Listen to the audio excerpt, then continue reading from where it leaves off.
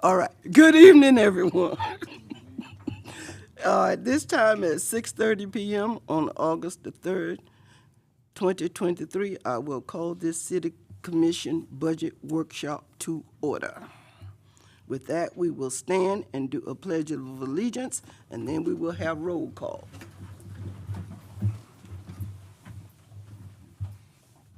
I pledge allegiance to the flag of the United States of America and to the republic for which it stands, one nation, under God, indivisible, with liberty and justice for all.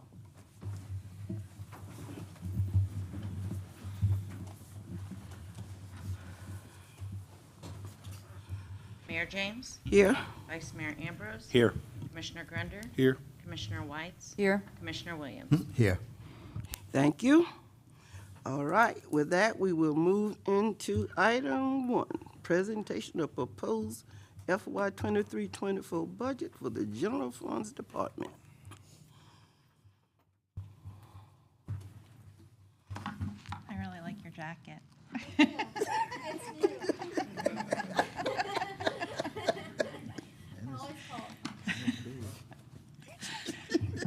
Good evening. Tonight is a workshop, so it should be a conversation. A lot of the questions you may have, I probably will get to. It's not that many slides. So it's up to you. If you have a question about the slide while we're on it, I'm happy to answer it. If it maybe is something outside the slides we've covered so far, you may want to wait, but interrupt me, it's fine. It's either way, it's fine with me. I don't care. But anyway, so tonight we're only discussing general fund. When we come back in 2 weeks, we'll talk about all the other funds. So questions again about that, we may not be prepared for, I may not have that information, but let me go ahead and get started. So on the screen, that might look pretty small. This is very similar to the packet that you received yesterday. This is an updated version. Ashley and I and the department heads all did a lot of work on this late afternoon yesterday and yesterday evening. So this has incorporated everything that we've done to date, ideas, what we want to incorporate so far and get some feedback on. Under this model and the conversation of the numbers we have today, this includes a 1 mil increase to the millage rate. So kind of give that as a point of reference. Additionally, the numbers include a 3% raise for all employees except directors and above. I'll go through the slides with the real big drivers of what's pushing up our costs, as well as some more information about other revenues. You guys have this in front of you. I'm going to just point out a couple quick things that kind of stick out when you look at the year over year. If you look at the city clerk's budget, when you look at 23's projection compared to 24, it looks like all of a sudden we drop off. In 23, we did have Jenny's payout, so that made a bump, and we won't have that this year, so it comes back down. If you look at the police department, we do include 1 police officer. That's the only new position that we're proposing. That includes 1 new police officer. And you'll see when we get to the retirement, the FRS numbers, those increase significantly as well. And the last one, Parks and Rec in 24, we're proposing moving several of the expenses, and we can talk about that more, into wild spaces. And that's the big change there. And I do have a small, at the bottom, the last light blue line, cuts and adjustments TBD. So to truly balance the budget under this set of assumptions, we would still need to cut another $48,671 or add that much in revenue. So we just want to recognize that we're not 100% in balance. We're still working on it. Tonight, I'm sure we'll have changes that come out tonight as well. Yes. 1 mil bump. Yes. So that means instead of a 5.99, it'll go up to 6.99. You're working on the maximum that we set. That's correct. That's based on what's in these numbers tonight. That's the assumption for this set of numbers. Okay. You'll see why, unfortunately. There's a lot in this budget that, and I'll go through it, that we can't control. nobody can control them. You know, I'm sure Gainesville's going through the same thing. It's the same kind of items.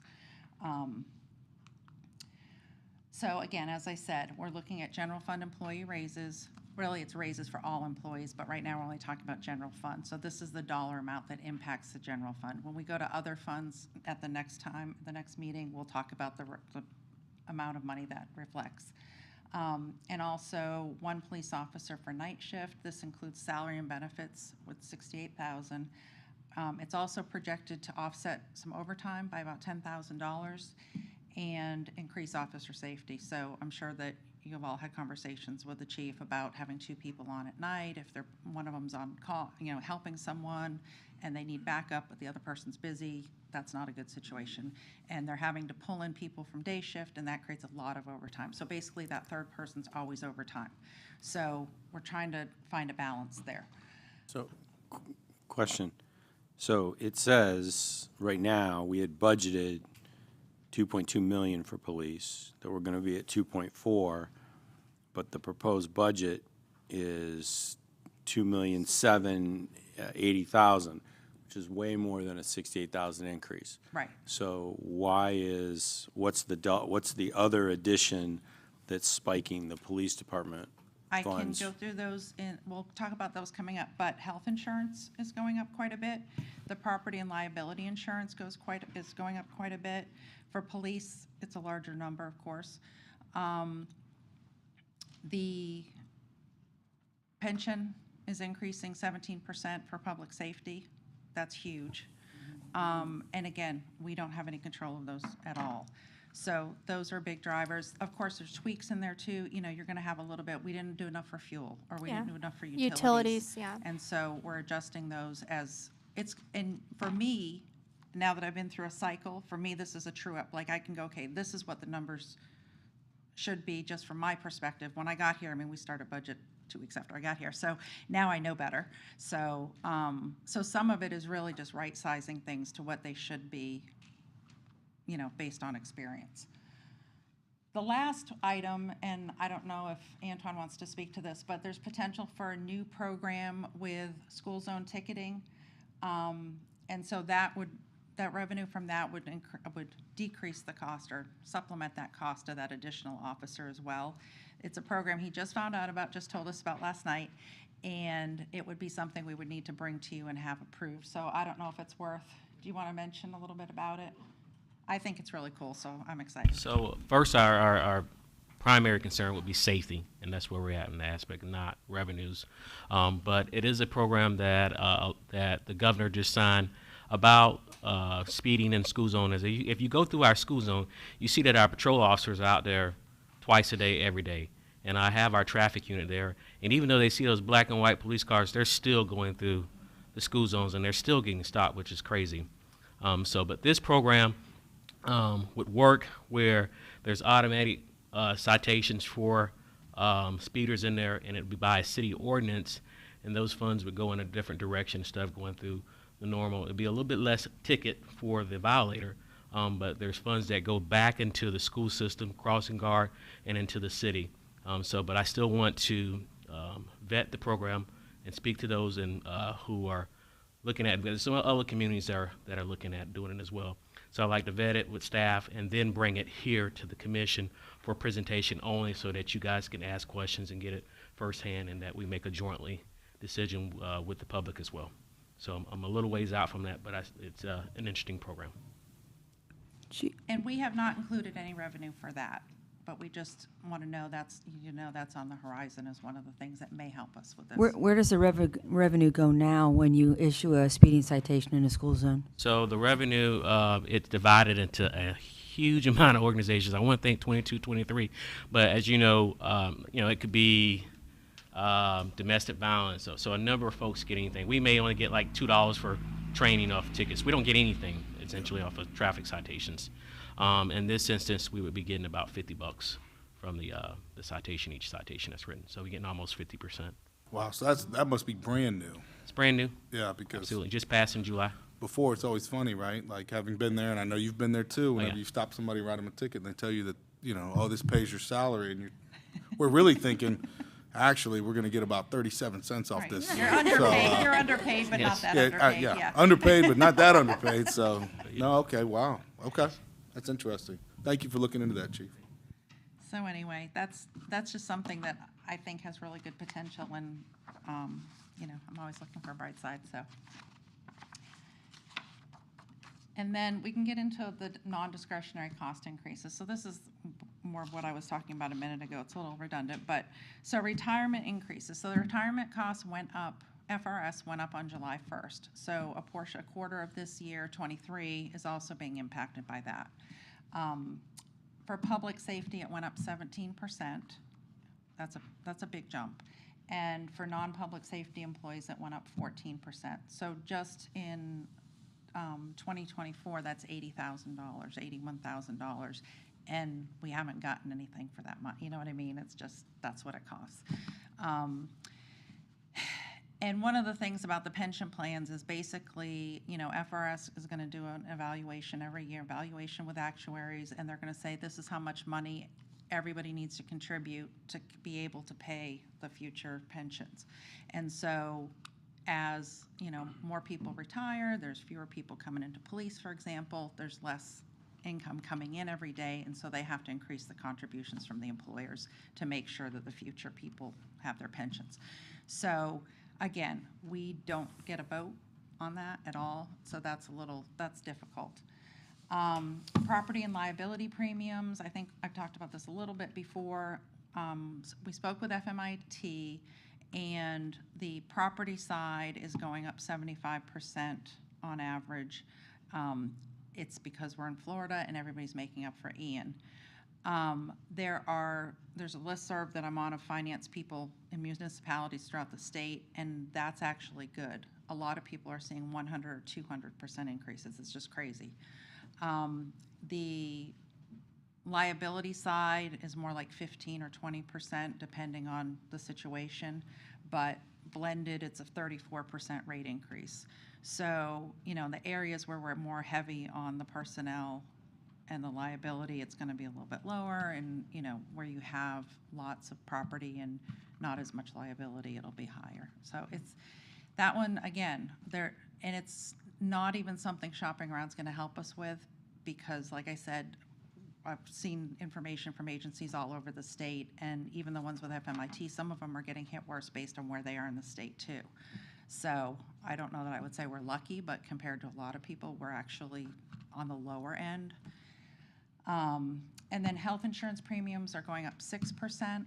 So that is about $72,000 to the general fund when we increase the health insurance.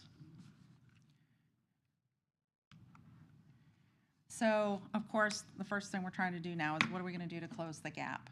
So, as we've mentioned with all the directors, myself, Ashley, Bruce, we've all sat down multiple times and literally gone line by line through the budgets, and we've cut them and cut them and cut them, and there's nothing else to cut.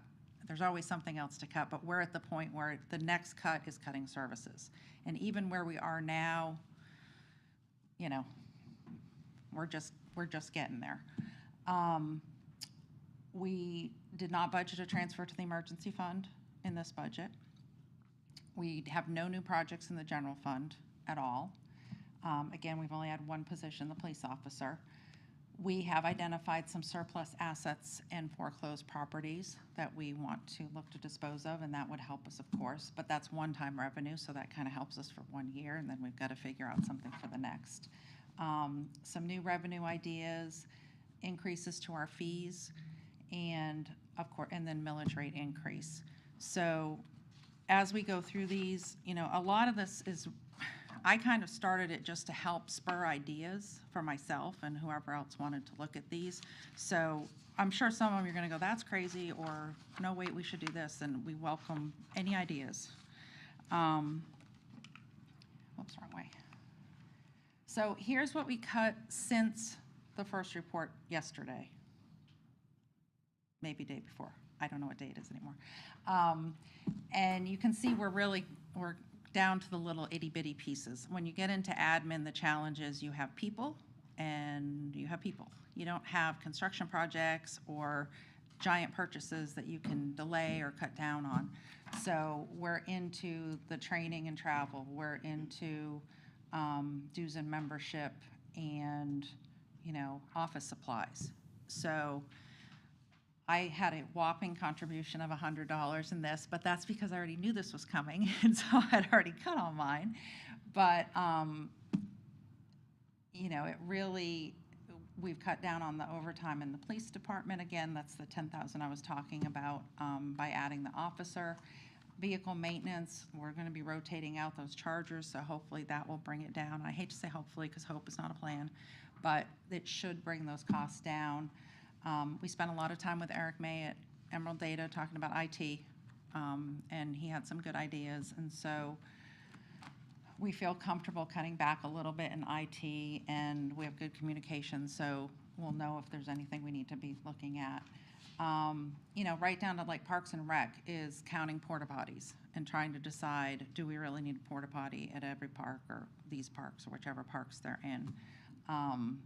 And so, again, those are the ideas of the things. Like our Christmas party, we have $2,500 budgeted for employee appreciation at Christmas, and we're cutting back, and we'll just make our own contributions, as directors or whatever, to try to fill in any gaps we need. So that's kind of, it sort of tells you where we are in our cuts. We've already, this is the last of maybe 4 or 5 rounds at least. The directors have worked on them, we've worked on them together, they've worked on them again, we've worked on them together, and so any suggestions we welcome. So these are additional ideas. The first one we've already done in this model, in this version, that there's no raises built in for directors or above. The rest of them are really little hybrids. Some we've used, some we haven't. So hiring freeze, again, we're not saying that's what we're going to do. It's just an idea. It's something you can do. The city has a PTO sellback program, so we can pull that out as a cost-saving measure. That has been done for this model. No longevity pay, same thing. We included that as a cut in this one. And then cuts to departmental programs. General fund, it's tough. There's not a lot of programming. Unfortunately, Parks and Rec is the one that gets all the programming. So that's stuff, that Elliot can look at with Ashley. But no sponsorships to outside organizations, and no free services. So that kind of brings us into the next. So as I mentioned, we're looking at sales of surplus assets and foreclosed properties. The chief has 22,000 in approximately, we're guessing that's what we would get, or estimating, in old police vehicles that we can surplus.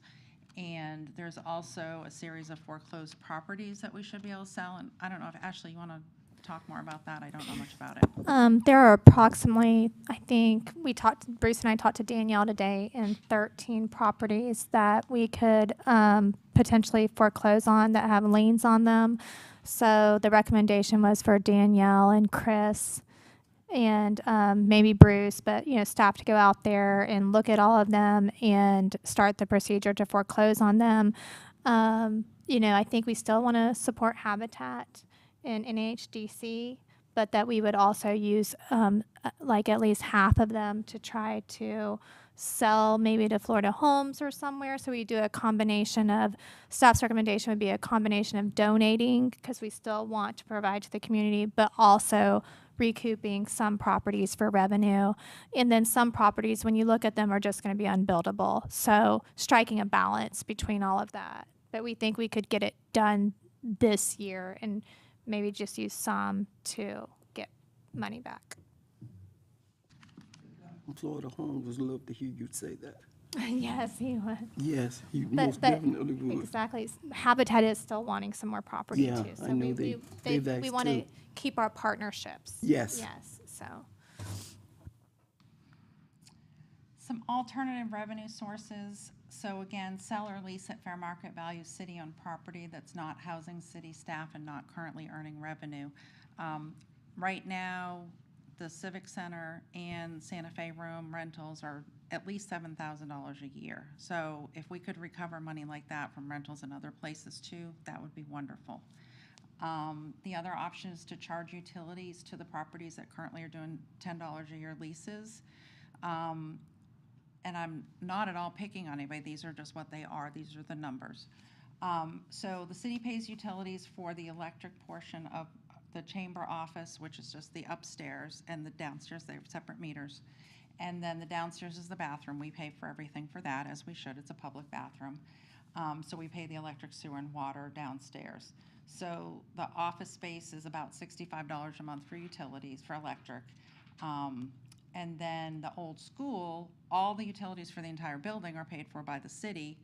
And the museum, their space includes the space, of course, the utilities, the use of bathroom facilities, and we're not recouping any of that.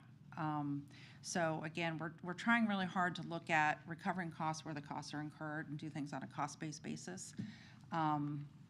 We've been talking about that a lot with our fees, which I'll get to in a minute too. So those are just a couple of examples, and I'm not as familiar with all the various properties in the city that we're affiliated with, but those are just some examples.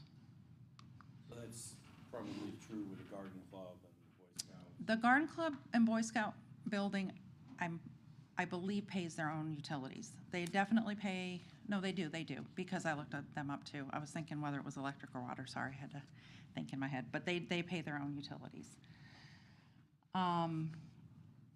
So the other thing that we don't currently do that maybe we could do is, you know, when police is at an event or they work for BMX, they charge for their time. Fire doesn't. Fire will come and help, and they don't charge for their time. So maybe that's an area that we could look at. That would help when we start talking about other funds next time, but we'll hit on it again. But it's just, again, it's another idea that might spur something else.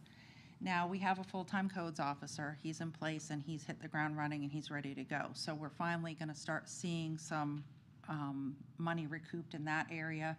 He's already finding there's lots of people he talks to, they don't have business licenses, but they need them. So by catching those in the field, because we don't have any staff to go out and do that.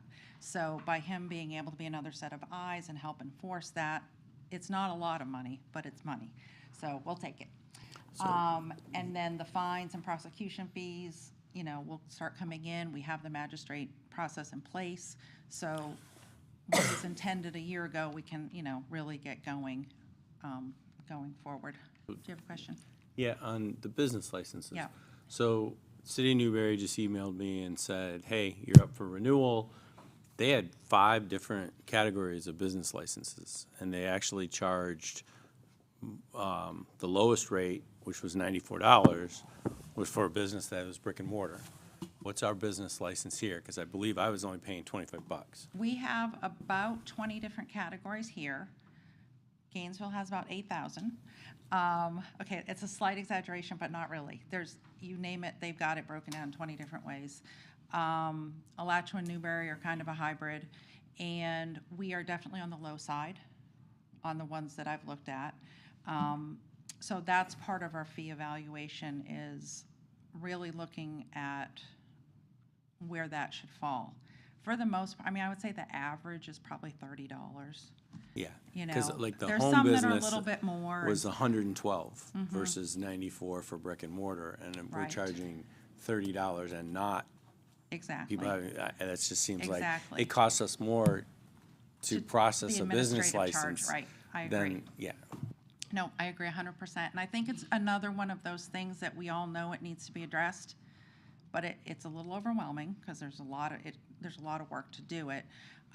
So we're going to start this year. So when we bring forward new fees, we'll have a first step. It might not be perfect, but it'll be heading in the right direction, and we'll continue to build on that each year. Because like I said, there's a fine line between enough and way too much. So, you know, the devil's in the details, I guess. So the fee schedule. So we have user fees, you know, volleyball fees. You know, the sports are easy because we all understand what those are. And the fees are meant to recover that cost for that service that not everybody may get to use or may not want to, you know, they may not want to use. And we want to get back to a cost basis where we're covering our costs for the services we provide. Some of the current fees are not at market value. The business licenses are a great example, and they don't cover the costs. And so right now, we're about 80% done. We are still evaluating. We're adding new fees where they're appropriate. And we'll bring the fee ordinance back to you.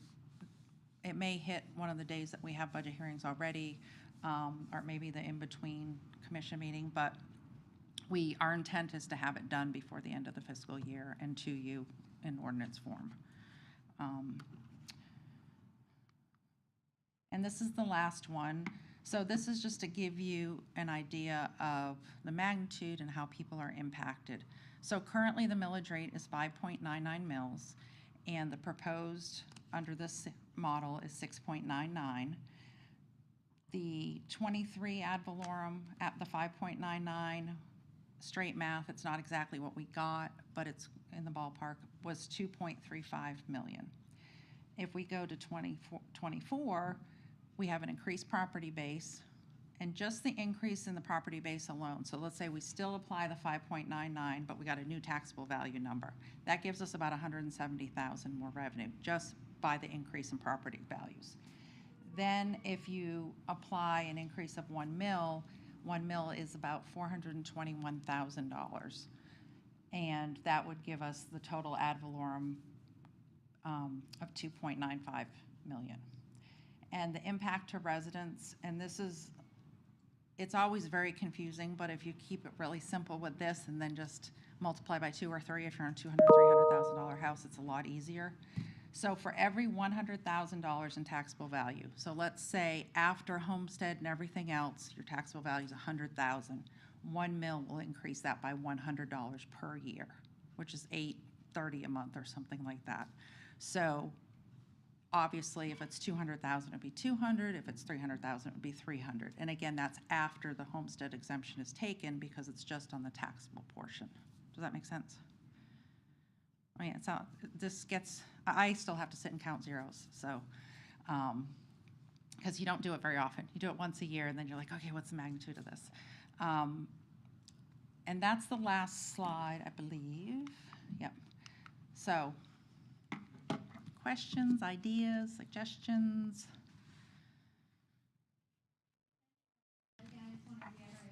The ideas and suggestions are already in this model, like she said, like Diane said. So also tell us if any ideas you don't like, because we might have already put it in the model. We have basically skimmed it raw. Even with this scenario, it's still a very tight budget, but it's realistic as far as what's happening today, what the true costs are. Inflation has hit us harder, and we have to, if we don't make the budget on what it is, we're just not going to be in another good state, and we're going to be dipping into fund balance, and our fund balance is around 1.8 million, which is around 3 months, 25%, and that's what you want to maintain.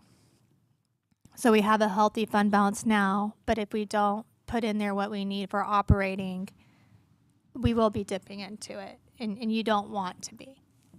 And that 1.8 million includes the 800,000 in the emergency fund. That's all the same bucket. But it doesn't include wild spaces and the restricted. This is all unrestricted. 1.8 is unrestricted. And I think we talked about that in the past, where in recent history, the wild spaces, CRA, and local option gas tax were all shown in the general fund, and they can't be in the general fund. They're restricted and they have to be separate, and we can't count them in our fund balance. And I think they were being counted there, so it kind of overstated it. So now, again, it's like, we're getting there. We're getting to it was a to false trued up positive, state. and I think we showed it. The first budget, when I was here, it was shown, okay?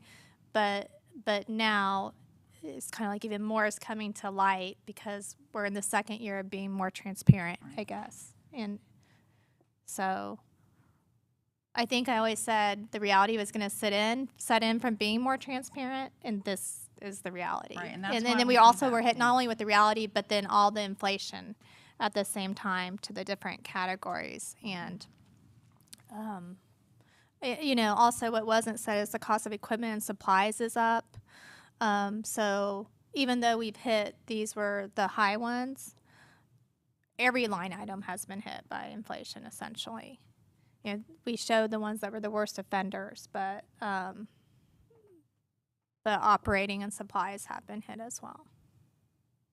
And we have taken time we have moved some things like in wild spaces because the new ordinance allows for repair and maintenance in wild spaces.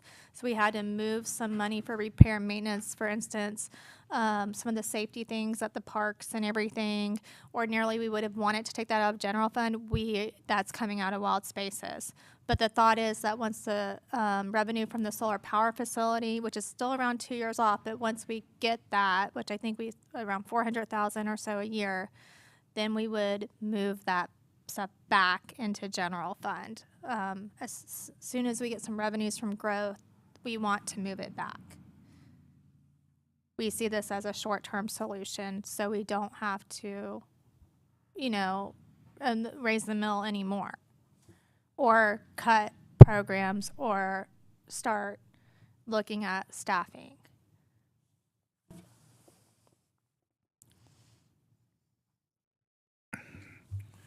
So we're trying to figure out how to cut $48,671 more dollars? I think staff can go back and do that. We're looking more to, and I think between the fee schedule, really, not necessarily any more cuts unless you see some that you would like us to make. I think with the new fee schedule, we'll definitely be getting 48,000 with the new fee schedule. We're just still working through that, because with the fees, we don't want to just say, oh, let's just raise fees like to everyone. We want to justify any fees we raise to be able, again, to relate back to cost of service. We don't want to just arbitrarily raise fees because we need money. So we're still working through it, but I'm pretty sure there's 100% $50,000 that will be, because our fees have always been under what they need to be, and it's past time to do it. So, but I guess more to kind of give us feedback on the direction we're headed based on the situation we're in with revenues versus expenditures that are needed. I definitely agree with the,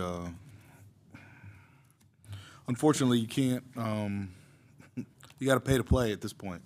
Our budget's not in that position where we can, float anybody at this point. And I think we're going to have to get real honest with people and real, kind of push out an educational program first, but then all the programs, everybody's gonna have to step up for this.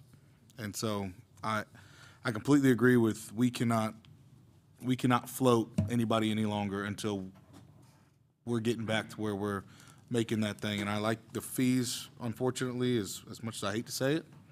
I think we're gonna have to move in that direction to up them, and you're gonna have to pay your fair share right now. And when we get back to where we're flush and we're the solar farm comes on and everything else, but this is 100% a problem that has always been had in High Springs, where we've killed industry and everything else moving in here, and everybody wants to be the last one through the door and close it on the way out. And this is why you run into budget issues like this. So yeah, we're gonna have to raise some things, and I want to harp though on education for people to understand why things are going to have to move in the direction they're going to move, because it's going to be irresponsible for us not to start raising things at this point.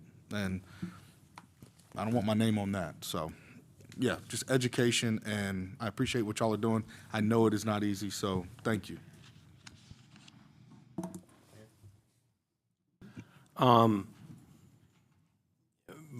I believe the budget is a reflection of what the community feels are priorities.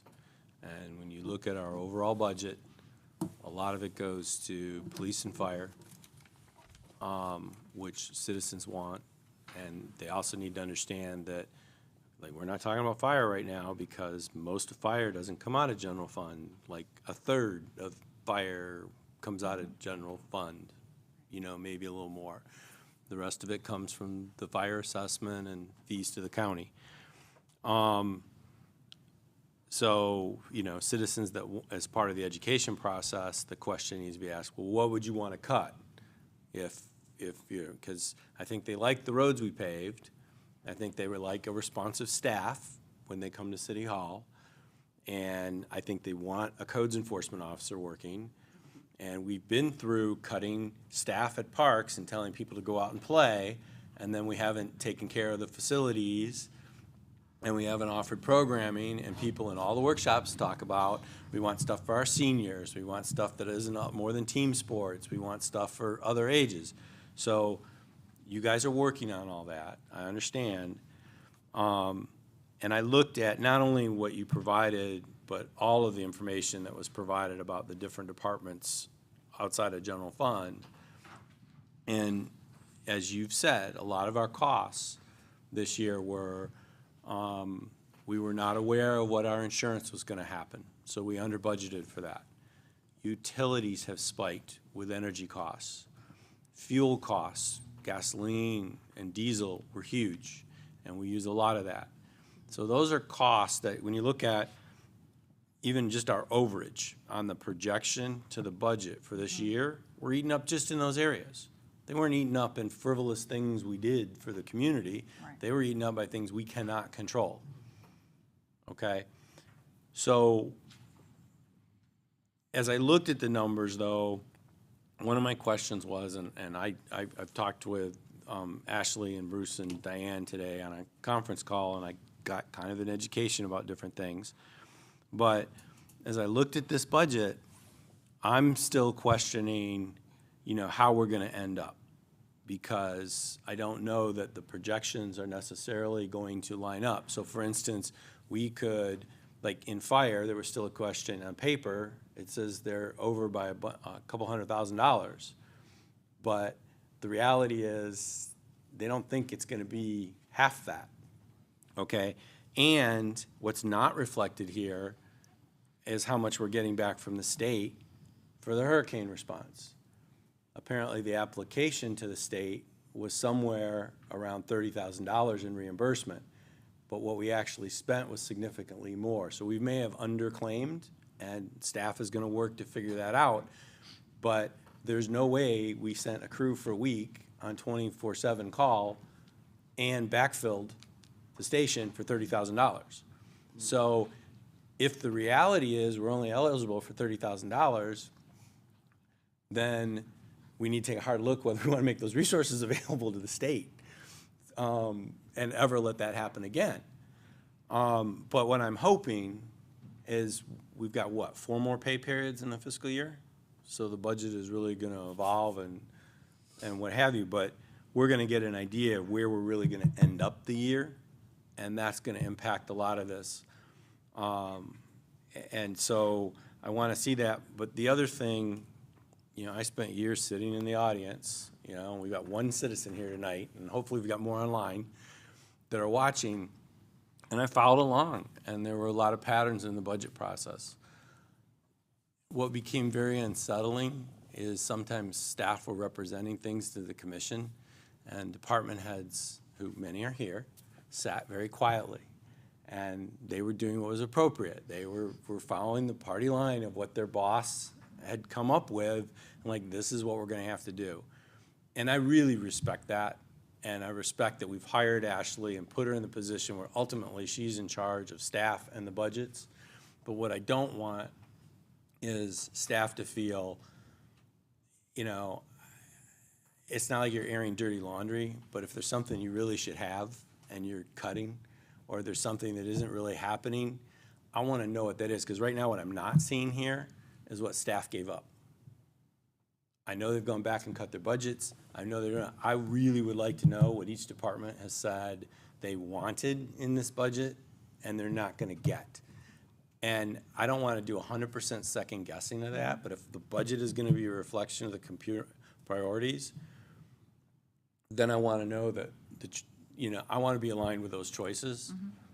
And so I would just really encourage, Ashley and the staff to work with the department heads, whether you want to stand at the podium and tell us and be as respectful as possible, but somehow get us information on what those trade-offs were and if there were concerns, because, I literally, as a citizen, stood up there and said, why aren't we funding a third well and a city manager said, the well is fine, the engineers say it's fine, we don't need a new well, and we do not have excessive water loss. Okay, that was 2 years before I was elected. Okay, that was not me. Yeah. So, and in reality, that isn't what staff felt, that isn't what our water operator felt, and that isn't really what Exactly. the water management district was saying or anything else. But that's what was being presented to bring the budget in line. Right. And so I just don't want to be in that position where we're given a story, and not to say it's a bad story, but I maybe want to editorialize a little. I mean, I just, agree I'm 100%. concerned that as we go down this path with all this growth, that we're always asking for cuts. And like the PTO payout, PTO to my employees and the ability to cash out on it is the reason they stay with me. It's a huge incentive. So tell me how much we're saving by cutting PTO payouts, because I know it's an easy thing to do, but what's it cost us to replace an employee? And I constantly see ads to replace employees. And some employees just Yeah. go ahead, you know, life happens and they have to leave and change and whatever. But some leave for better jobs. And when we have turnover, especially when they have skills and certifications and what have you, it really costs citizens to bring them back in and retrain them, and there's a dollar value that's associated with that. Antoine has done an amazing job in the police department, keeping an environment where he's not begging to fill open spots, even with his turnover that he's had, and that's very, very unusual. Citizens don't realize how much money he's saving us. So, anyway, I have gone on long enough. I will be quiet. Honestly, I want you to know what we're giving up, because I want you to have that information, because I want y'all to guide us.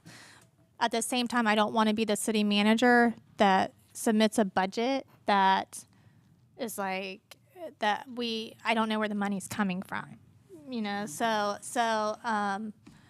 I'm fine however the commission directs us, and we can talk to the department heads can come up right now or after you're done all talking when it's appropriate to respond, or we can get a list for you to provide at the next workshop meeting. Yeah, and we can put that together. That's not a problem. My biggest concern, it's like Ashley said, we kind of, unless we have new revenue beyond, because we set the max millage at 6.99. We can't go any higher than that. I'm not saying anybody wants to, but we don't have any more flexibility there. And unless we have new revenues or something crazy happens with the revenue sources we have now and they explode, that's where I'm stuck. Because there's lots of things we think we should do, want to do, need to do, but for now, we're gonna do the best we can with what we have, kind of. But there's no more, I don't know where else to look for a revenue source. I mean, we've really kind of, no, Yeah. and I say that if you have any idea, that's why I was like, if you guys have ideas for new revenues or that's kind of where we're stuck, because I'm sure, I mean, I'd come up and say, you know, we need 2 more people, but it's not realistic right now. So I don't know, that's kind of where I'm stuck. Because it's kind of like we pushed right up against that 1 mil as hard as we could to get there. And I don't want to do anything that's going to hurt service, but I also don't know, and I hate to say that out loud because I'm supposed to know all these things, but we're very limited on where we can get revenue and how we can grow that. So that's why we're talking about, like, do we sell city property that we're not using, or, you know? We have moved some projects that would ordinarily be included in the budget to the ARPA list for y'all to consider. So y'all already had the things y'all wanted to do, but we've added, okay, now you need to consider these things too in the ARPA list. So that's one of the ideas we came up with. The other is, I would like you to have that list because I want you to know how much extra work staff is doing to compensate. Like, I think you should know. And that was one of the reasons why we were like, we at least have to give raises to people below the director level because we don't want to lose them. The other thing is the question on the longevity and the payback. That's combined, that's around 35,000. I think that's where we were Yes. at, was 35,000 savings. A lot of the there are employees below the director level that receive the payback, but there are some of in that 30,000, a big part of that is department heads that get bigger checks if they do the payback. I mean, one option would be to do payback for below director level, but not director level and above. That would be an option. I don't want to lose directors either, but I think the people below directors level need it more. The directors don't want to lose their employees because the directors can't do it by Right. themselves. So we want our employees to be happy. That's the one, I'll tell you right now, I saw all those things, and the cut that bothers me is longevity, because that's the payment for somebody who's been here the longest, who's stayed, who's stuck it out to be with us through the tough times, I hate any type of benefit like that they received last year that we cut this year. So I'm not a fan of the PTO cut or the longevity cut, just because that's something they've earned. That's been in there for a while, and that's tough to, because, I mean, that's affecting families right there, and I would look at anything other than that at this point for me. So the longevity payments are done every 5 years, so it's on a 5-year anniversary. Not everybody gets it every year. And in the policy manual that was adopted by the commission, it states when funds are available. So that's why that was looked at. Historically, when we haven't been able to fund it, it's pushed to the next year, and they would get it the following year if funding is available. So they wouldn't lose it altogether. It would just get moved to the next budget year. So that was why we looked at that. Yeah, So just giving you some background. absolutely, and I appreciate that, and because that's information I did not have. However, anybody not getting that on when they're expecting to get that, that's tough. That's just tough. So, yeah, So the is portion tough. of longevity was around 5,000. So, 4, sorry, okay. that's not going to fix 48,000. Let's just bump it to 52 and let's talk about it then. That'd be my thought. I don't like. I've said it. I don't like taking something that they're expecting to get. That happened to me at the sheriff's office when I worked there, and I had a young family at the time, and walked in one day and was informed we just got a $3,400 pay cut. And with me being the only one working and a small kid at the house, that was a problem. So I don't want one of our employees walking in thinking they're going to get something, and then all of a sudden we did something to change that. I'm not okay with that. I'm glad to hear you say that, because I was thinking the same thing. Because it seems to me you worked as long as you did because you've earned those things. If I had known that you were going to take it from me later, I am sure there's going to be some days back here I wouldn't have been here. You understand what I'm saying? So you're technically taking something that I worked every day for. Yep. And that sort of bothers me as well. I was thinking exactly the same thing. And that goes along with the pay increase. A family can't live off of $20,000 a year. That's impossible. Impossible. So we're really gonna have to look out for our employees if we want to keep them. It's so important. I guess all of us in this have been young before, and we needed to feed our families and put a roof over our head. So we got to take care of employees. That's a must. I mean, that's just a must. And you say you can't pull no revenue out the sky. There's no way possible. So we're gonna have to really start thinking on some fee schedules or whatever. For one, I've been saying it forever, not out loud, but thinking it. Even with the fees with the Civic Center, too low. Too low. You cannot, there's no way possible. You go nowhere in the county, Alachua County, and get this building for a full day. There's no way possible. And another thing I'm gonna say we need to take out is giving N165 senior citizens a discount. You know how many people that is? And then plus, what people gonna do that's 65 or older, I'm 40. Auntie, go get that building for me. Yep. You can get it for, Yep. I think we should cut it out. Cut it out. And raise the fees. We got to come up to a level to 2023. We're not in 2018 no longer. We got to come up to where we are today. And inflation hurt everybody. I had to change my insurance company, my car insurance company, because they was too doggone high. And they used to be the best. I ain't gonna call names, but well, you wouldn't be able to get to know you have to be a veteran. So I gave you all a hint. So I gave you a hint. But it is what it is. I mean, we just have to, we're gonna have to sit down and before I forget, and educate the people. Because I don't want nobody to hear this tonight and get the wrong perspective that we are broke. Because that's what they're gonna say. We broke. We don't know what we're doing. A lie from the pits of hell. I said it. It's a lie. We'll sit here and we day after day, meeting after meetings, we try to do what's best for the city of High Springs financially. And people get the wrong information. That's why we have to educate people. And I'm going to block on this again. We got to start correcting people when they're wrong. We must. But education, that's the key. To let people know what's going on. Let us know. We got to make the decision. We must make the decision to try to, and again, we close the doors on High Spring. We don't want nothing here. Close the doors, guess what? No revenue's coming. It ain't coming. Point blank. Again, we can't do what we did in 2012. We can't do it. We got to come up to 2023. So I look forward to working this budget and try to do what's best. Again, we cannot pull no revenue out of the sky. People want police officers. And that's great for a small city to have their own police department. That's wonderful. Fire. If that house catch on fire, you want to show up.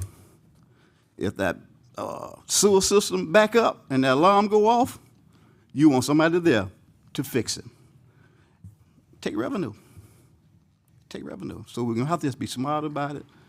And the key thing, educate the people, for they just won't get the wrong information. I think that happens too much with us too much. People get the wrong information and they just taking it spread like wildfire.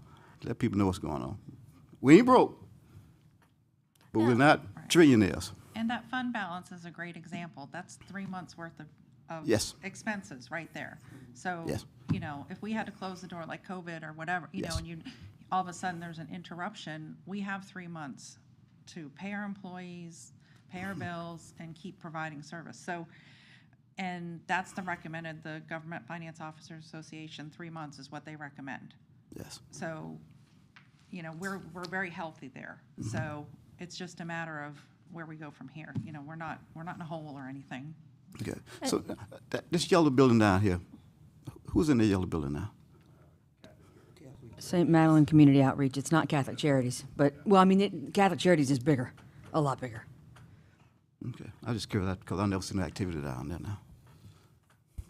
No, they, Yesterday. I don't. well, they feed about 300 families every week. You're there? Yep. Okay. Yep. Good. Yep. Yeah. I know. It's just, we're gonna have to just, as I tell people, got to think out the box.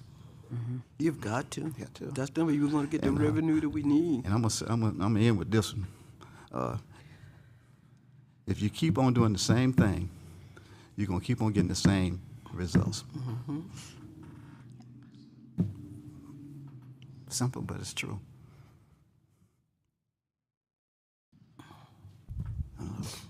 I have a million questions, but they're probably going to be a better one-on-one kind of thing. But I have a couple here. In the routine attorney fees, we went $15,000 over budget. Why is that? That was the mural project for the most part. That was not routine fees, though. That was separate Oh, fees. I'm sorry. I thought you were on the non-routine. I apologize. No, the know. non-routine was the mural. That was Their- the 16,000. Their bill increases every year now. By that And much? So they did a big jump to catch themselves up, which we didn't know at the time we set the budget, because that kind of came up when we were talking during the year. What happened, there was a contract where they were supposed to be at a certain rate by this year, and they hadn't been charging us at that for a number of years. And so they came back and charged us according to their contract, where we were putting in what they charged, what we were charged every single year. And so And they came back and did that after we talked about putting out an RFP. Yeah, I remember that. Yeah. Yeah. Okay, so they bumped their fee up a lot, and then we had the special 16,000. But then, I mean, this is, we've only seen this for the first time tonight, so I want to look through it in detail, but what's our debt burden in terms of our whole budget? What are we paying just in debt? There's none in the general fund. Okay, There's only debt for well number 3 and some old USDA loans that we have. so it has nothing to do the- with these numbers at all? Not at all. That answers No, that question real not at all. quickly. And then we have AMI, and that's, But that's also not and here. Canoe Outpost. Yeah. Again, no, none of those are general fund, but that's it. We have debt burden from the Canoe Outpost?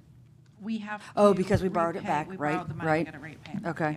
Yep. And the solar power plant out there, I know that it wasn't up and running until spring this year, so it doesn't start hitting the books till spring of next year. But that property was annexed into the city 2021.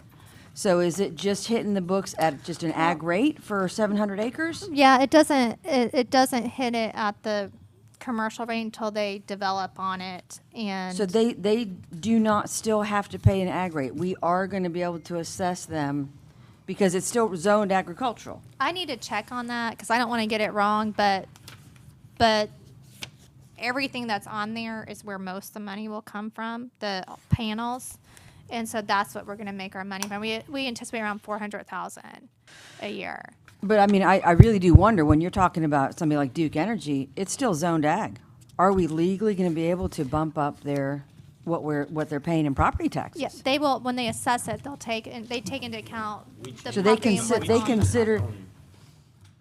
No, we didn't. I didn't know we did. I thought it was still zoned ag. No, I think because it's allowed in ag. Yeah, but permit by So right in it's allowed ag. in ag, like if the state Right. law is Yeah, I that don't it's think allowed they in had ag. to So it's change it. still ag, but we will see this because of the solar panels. So they consider the assessed value to be just that Yes. much more. Yes, because of the solar panels. So Okay. again, we anticipate 400.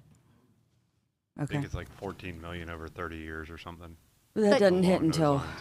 But depending on when they, like it might be the first time, like if they were half built by the time the assessor went around, we might only get 200,000, like 1 year, and then the next year it'll be like the 400,000. That's what we anticipate. I hope it happens, but that's what we think it should be based on what. and this may be not as simple a question as it sounds, but when we can't pay our property taxes downstairs, why can't we pay property taxes? Is that another revenue stream, or is that just something Alachua County won't allow? We can renew our tags.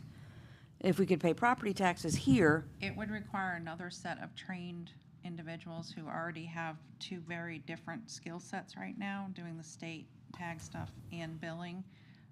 I don't think it would be realistic for $15 an hour. well, you'd also have to hire more people. Ask somebody to do, because it's a different animal. I mean, it seems simple, it's like paying your water bill sounds easy. There's still things they go in there and they find, oh, wait a minute, you have a back bill, and then the conversation, or there's a problem or something, it's never just going in, here's my $50 and you have a good day. There's always more to it. So, I would assume the same would be with the property tax. I've never dealt with collecting property tax. So that's not really But- a simple potential revenue stream. It would be I would more have complex. to look into it. It's not a bad idea, because we'll take all the ideas we can get. I'd rather That's drive how we- here. Well, that's how we have, any idea spurs other ideas, so it's good to have those. So, we can definitely take a look at that and Yeah, see. we would have to look at the employee, the equipment, the space, the all of it. And we can do that. I mean, I don't know what our revenue is for people renewing tags. Do we make decent money from that? Bingo. We had that question today because years ago, we made a piece of the pie every time someone renewed a tag, and the people downstairs more than paid for themselves, and it actually supplemented the staff for water, collecting water bills and all of that. Apparently, at some point, the county said, we're not doing it that way anymore, and we have just been reimbursed a flat fee that has remained unchanged for how many years of I $75,000? don't know. We're working on it. So, We're doing some research. So to me, that's another one. It is a revenue stream. It's a reason for people to come in. But if it's actually costing us Right. I mean, I don't know where that It 75. probably pays for almost two people up front. It used to pay for 3. Yeah. I mean, I'll take 2. I mean, I remember the discussions. It used to pay benefits and salary for 3 people yeah. downstairs. I mean, you're nodding your head, so that's, Commissioner Waits, we're on the same page there. So Alachua It's County like- can just decide to change those rules. I am missing a lot of information to have that conversation, because Okay. we're still looking at it. It's a project downstairs that we're working on to try to get some history, because we don't have a lot of history. There's really nothing, and then the people at the county who I talk to are kind of newer too, so they don't have that history, so we're trying to figure it out together. You get a lot of dealer work, and now the dealers can do it online, and they've changed a lot of ways the dealers can do it, so we don't get as much dealer work as we used to. So that's been going on for a couple of years now, so that would explain some of the decrease there as well.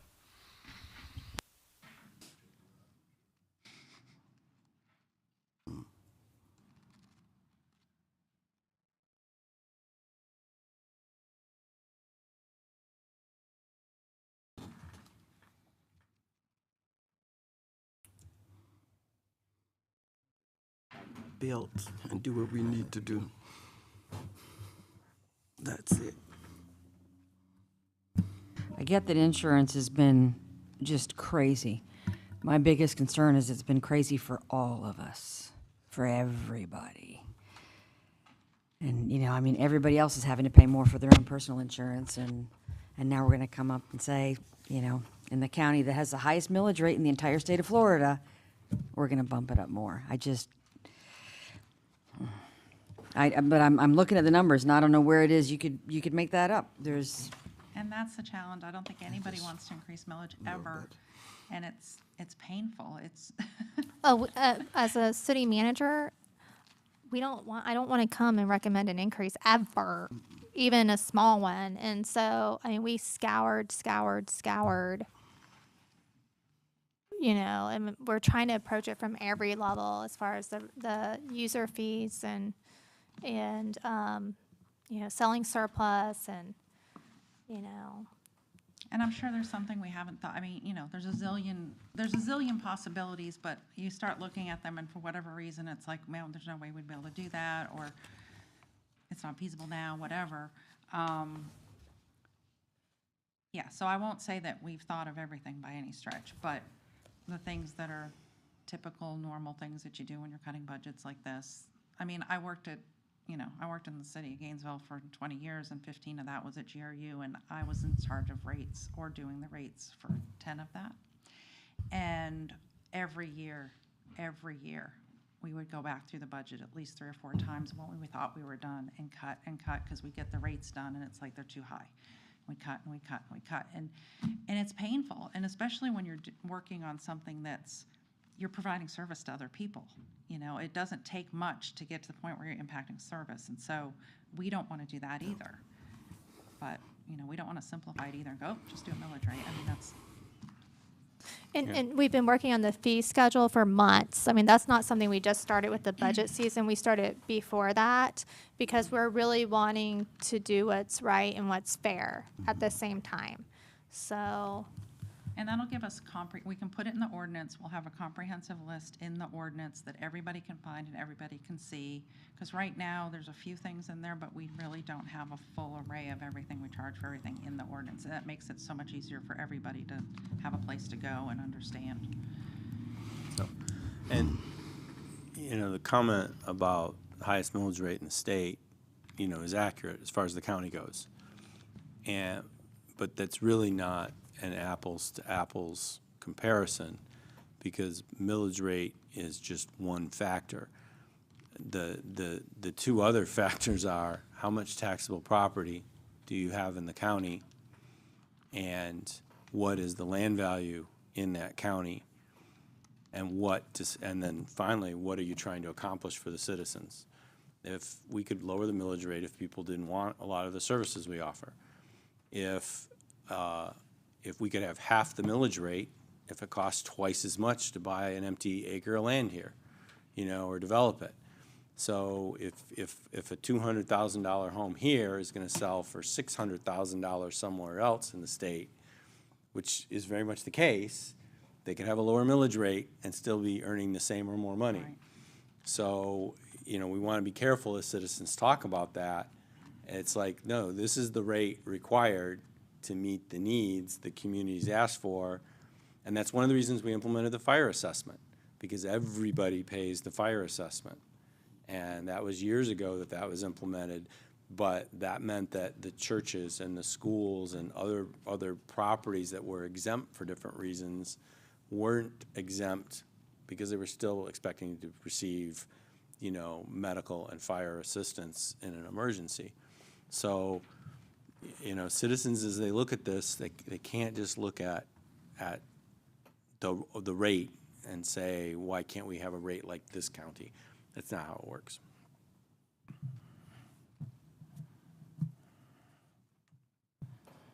So the only vehicles that I'm showing specifically here is PIO. Planning,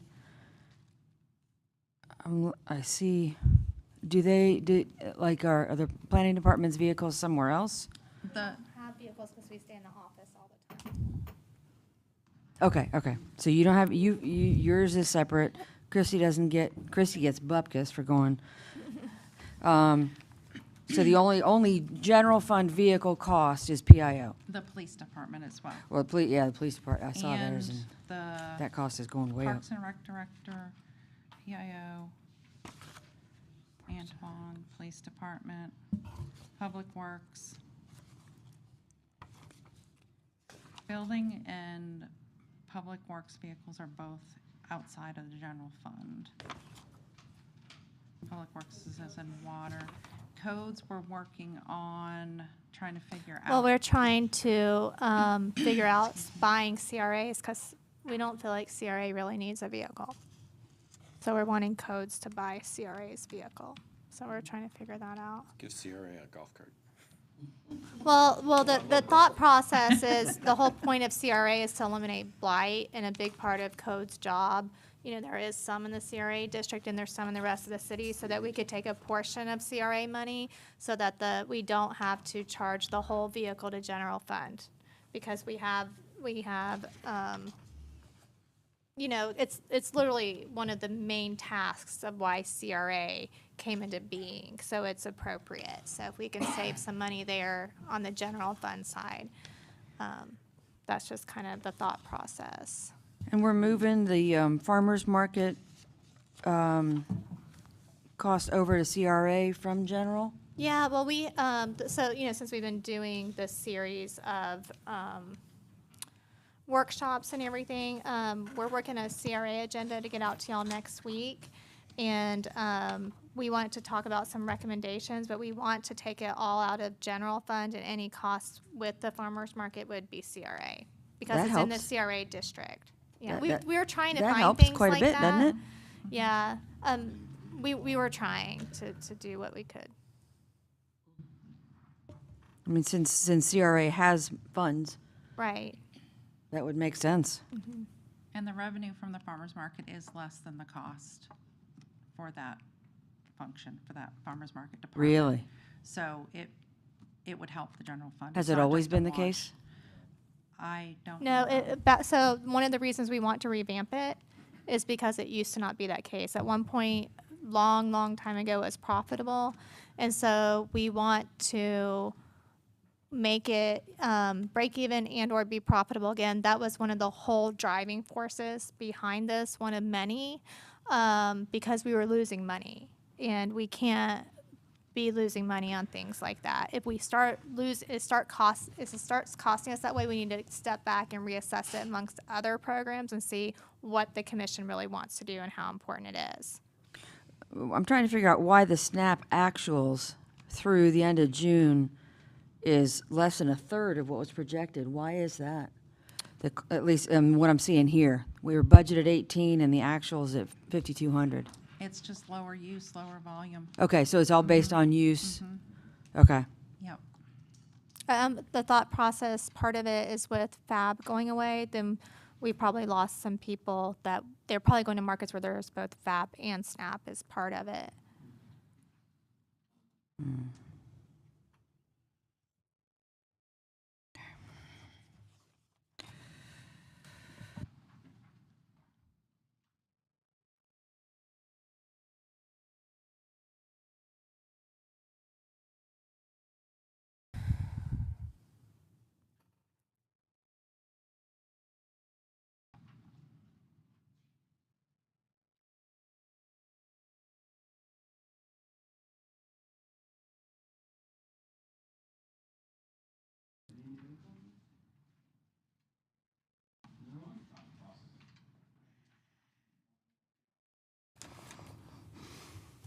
And if you have questions, I mean, reach out to Ashley's office and we can always schedule time and go through what you need. It's a lot and it's not easy, and I try really hard to make it as simple as possible, but it's not. There's a lot of it. So, and anytime I'm talking away up here and you don't know what I'm talking about, please interrupt me, because When I go home at night after going through the budget with Diane, I just want to take a nap. yeah, you get to that Just point like- where you're like, okay, I need to and you're take a like, break I from this can't. before I can cross. And again, like I said, ideas are great because they spur other people's ideas too, you know, and things that we haven't thought of or. I just don't know. We'll get there. We're getting there. Yeah. I'm delighted that we are as close as we are. I'm not delighted we have to use a mill, but the fact that we got where we got 4 days ago, I was like, holy moly, what are we gonna do? Not really. I knew we'd get there, but you know, you have that moment where you're just like, wow, we have a long way to go, and we got there, and it's doable. So we'll figure it out. Yeah, and But we it's- had been working on it weeks. So then 4 days ago, we're like, God, what else can we do? Yeah, But we because got you there. think you're almost there, and you're like, let's let another month of actuals come in, and Yeah. So the fellowship property hasn't hit the books either, is that correct? Well, it's kind of already on the books because it's been there. I would need to go back and check to see how much it lost in value being vacated and what it will increase in value when it's revitalized.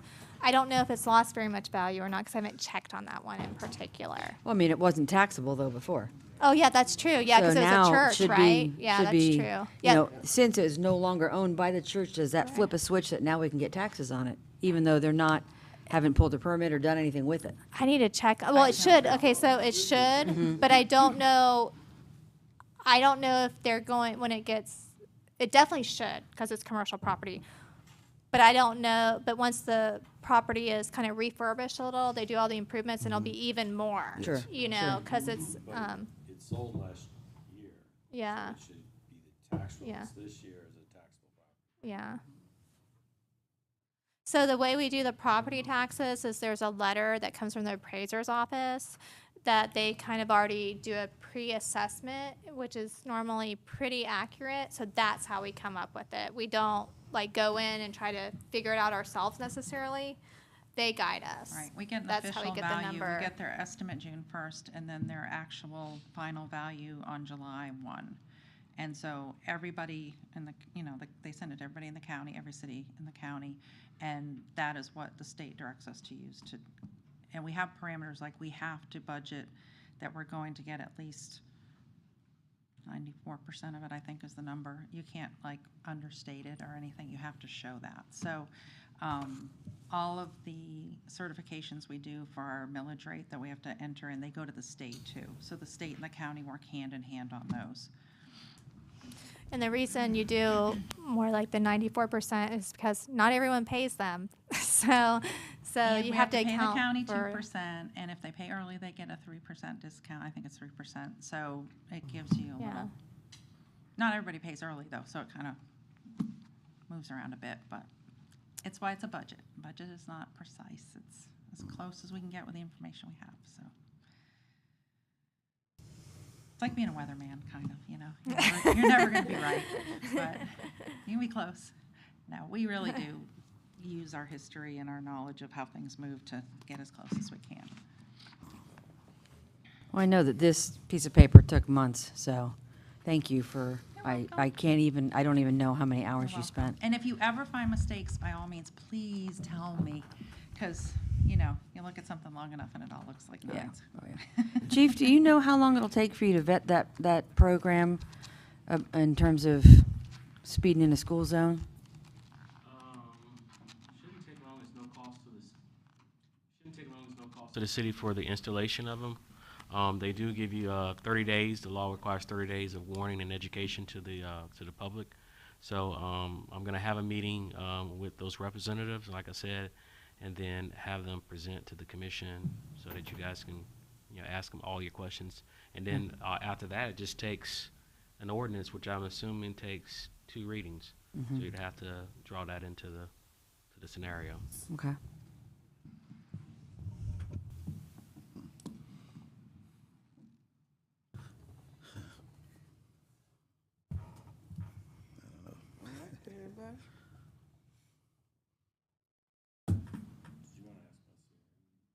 Oh, yes. So, thank you, Vice Mayor. I'm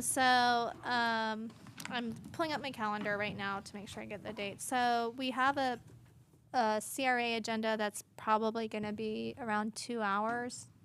And so I didn't know if you wanted us to have it on, we hope to get the agenda out next week. So if we had it on the 17th, then that would be, your off meeting, the time you didn't have a commission meeting, so you'd have longer to talk about CRA items. Or if you want to do it prior to the meeting on the 24th, but it would be almost impossible to get it done in an hour.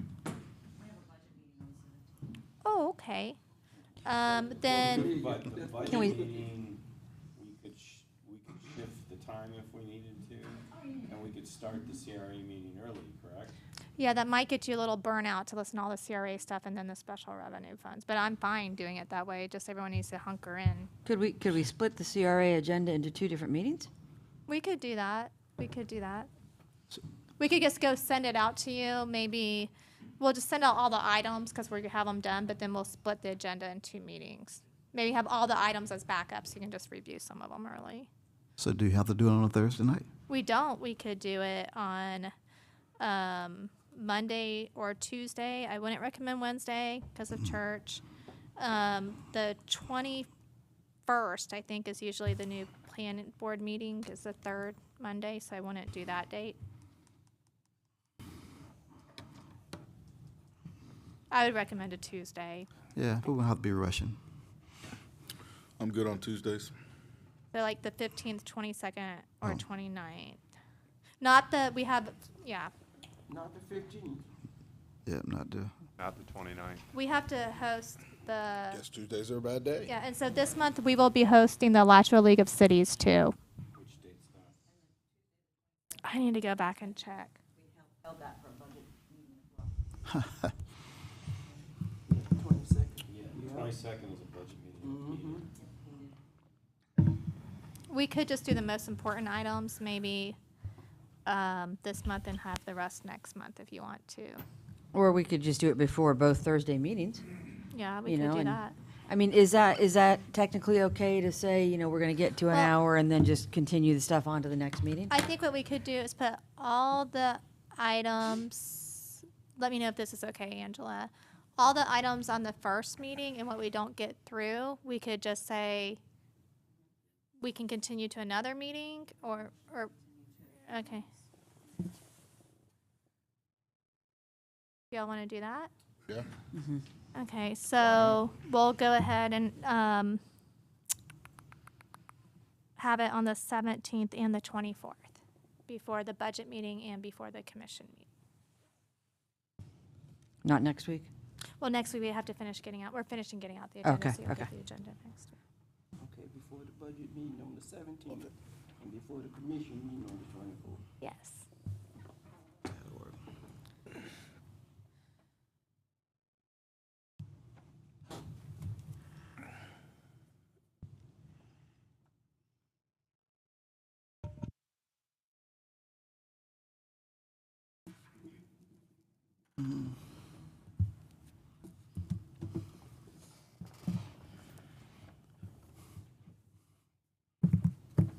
So that'd be 5:30 on the 17th? Perfect.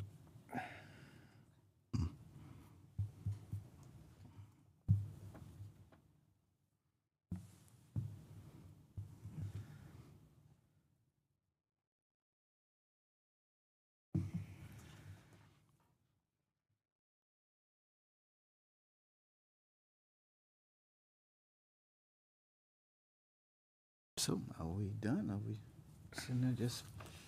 Yeah, we done. I need a motion. I'll make a motion.